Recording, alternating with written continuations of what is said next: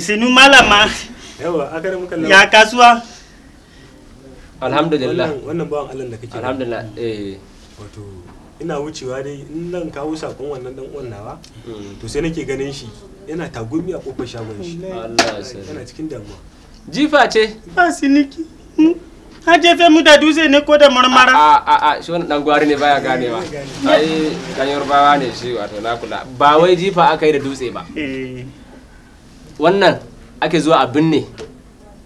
Mutum sai ya rasa kasuwa. Wallahi ko ya mutu. Abin da na gaya mai kenan. Wallahi sai ya fito tun da safe ya kai dore. Bai fiye yi naira 15 ba ko naira 30. Wallahi. Kuɗi za ka yi kuɗi. Mu zai zama alhaji. Gindin magani. Alhamdulillah. Makka za ka zama. Ha sai tafi umara kenan. Ai ba alhaji ba ma Makka za ka zama. Alhamdulillah. Maka za ka ba shi labarin dan uwan nan nawa. Ai na gaya masa yayi mamaki. Wallahi yayi mamaki lokaci guda da muka gasi yayi kudi. Ya da Allah yayi mamaki ko kai mamaki? Mu yayi mamaki. A'a cewa za ka yi nayi mamaki. Mu nayi mamaki. Bari zan abin da za a duba a gani. Nan gindin magani na. Taimaka mana. Ka zo gida. Taimaka mana. Za a taimaka zan taimaka zan taimaka. Zai taimaka mana ba alhamdulillah. Zan baka koi. Ka fasa. In gani yaya abin yake.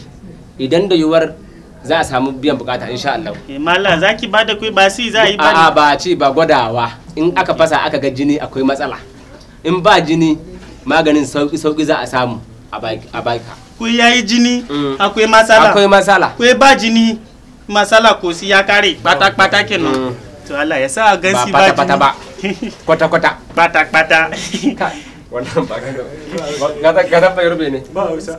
Bai rube ne. Yawwa. Dauki daya nan. Ba maciji wannan ne ba maciji bane wannan carbi kenan. Wanda ana salati. Sun saba da cross. Wanda ana salati ne wannan. Dauki daya. Musulmin to dauki daya. Ko ya doka wannan.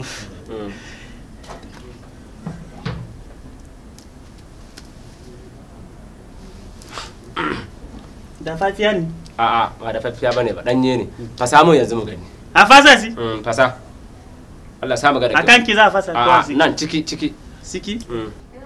Yay!